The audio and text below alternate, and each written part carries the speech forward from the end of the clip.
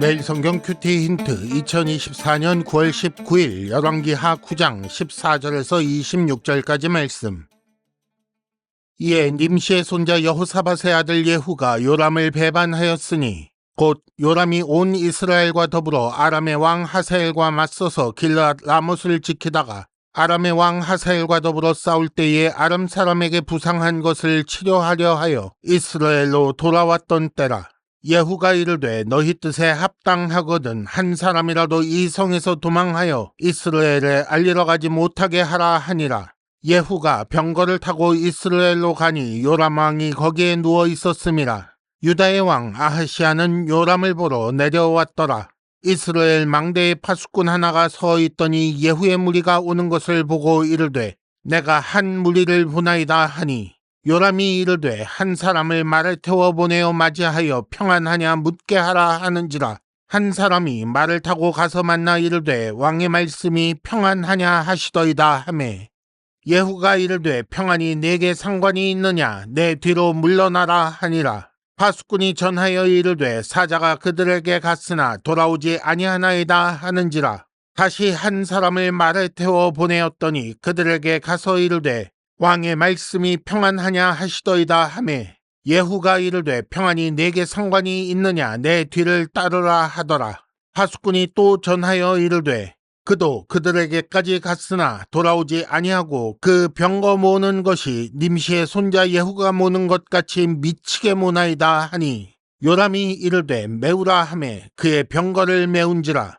이스라엘 왕 요람과 유다 왕 아하시아가 각각 그의 병거를 타고 가서 예후를 맞을새 이스라엘 사람 나봇의 토지에서 만나매 요람이 예후를 보고 이르되 예후야 평안하냐 하니 대답하되 네 어머니 이세벨의 음행과 술수가 이렇게 많으니 어찌 평안이 있으랴 하더라.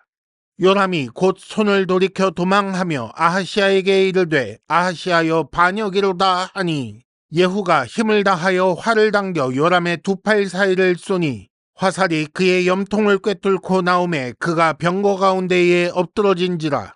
예후가 그의 장관 빗갈에게 이르되 그 시체를 가져다가 이스라엘 사람 나봇의 밭에 던지라. 내가 기억하려니와 이전에 너와 내가 함께 타고 그의 아버지 아합을 쫓았을 때에 여호와께서 이같이 그의 일을 예언하셨느니라. 여호와께서 말씀하시기를 내가 어제 나봇의 피와 그의 아들들의 피를 분명히 보았노라. 여호와께서 또 말씀하시기를 이 토지에서 네게 갚으리라 하셨으니 그런즉 여호와의 말씀대로 그의 시체를 가져다가 이 밭에 던질지니라 하는지라. 아멘. 오늘의 큐티 힌트 3가지입니다.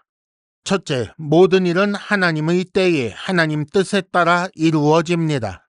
둘째, 악인에 대한 심판은 미치게 달려듭니다. 셋째, 처음 시작은 아마 작은 욕심이었을 것입니다.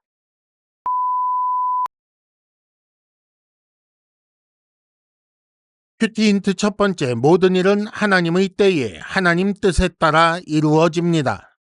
14절과 15절에 보면 예후가 요람을 배반했을 때 이스라엘 왕 요람은 그 부상당한 것을 치료하기 위해 이스라엘에 돌아왔을 때라고 그렇게 기록하고 있습니다. 이스라엘 왕 요람은 길르앗 라못에서 이스라엘로 부상을 치료하기 위해 왔지요. 그리고 뒤이어서 유다 왕 아하시아가 길르앗 라못 함께 싸우던 그 자리에서 이스라엘로 요람 왕을 보러 왔습니다. 그리고 마지막으로 기름 부음 받아 왕이 된 예후가 길르앗 라못에서 이스라엘로 요람을 죽이기 위해 온 거지요. 이미 열왕기상 19장 17절에 하사엘의 칼을 피하는 자는 예후가 죽일 것이라고 하신 말씀이 기록되어 있습니다. 그러므로 하사엘에 의해 부상 입은 요람을 예후가 죽일 때가 된 것입니다. 이스라엘 왕 요람이 길르앗 라못을 떠난 사이 예후는 기름 부음을 받았고 그 후에 군권을 장악하고 정보를 장악하고 병력을 이동시킨 것입니다. 그때 유다 왕 아하시아까지 요람과 함께 이스라엘에 있었던 것도 아합 집을 심판하시는 하나님의 뜻에 따라 이루어진 일입니다. 힌트 첫 번째, 필요한 일을 하게 하실 때 적당한 기회를 주시는 하나님을 묵상합시다.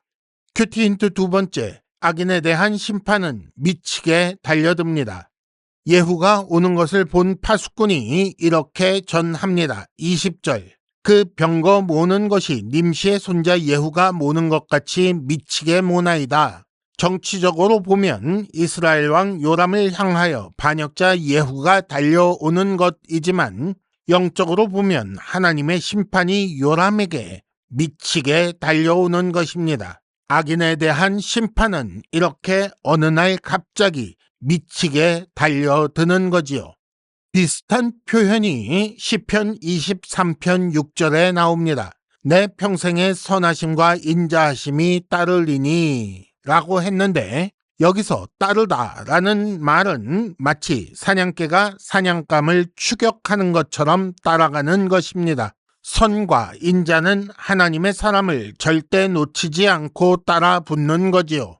의인이나 악인이나 무언가 미치게 달려든다는 점에서 다르지 않습니다. 달려드는 것이 무엇이든 절대로 놓치지 않고 따라붙는 것도 같지요. 그러나 결과는 너무 다르지 않습니까? 힌트 두 번째, 심판이 달려들게 할 것인지 선과 인자가 따라붙게 할 것인지 생각해야 할 것입니다. 큐티 힌트 세 번째, 처음 시작은 작은 욕심이었을 것입니다. 25절과 26절에 보면 예후가 요람의 시체를 나봇의 밭에 던지라고 하면서 그때 여호와께서 하신 말씀을 회상합니다. 열왕기상 21장에 나오는 사건이지요. 이스라엘 왕 아합이 이스라엘에 있는 나봇의 포도원을 탐냈습니다. 아합의 아내 이세벨이 나봇을 죽이고 아합이 그 땅을 차지하게 하지요.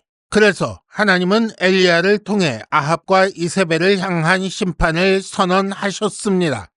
예후는 그 예언을 기억하고 요람의 시체를 나봇의 밭에 던지게 한 것입니다. 물론 실제로는 예후는 반역의 명분을 위해 그렇게 했을 수도 있습니다.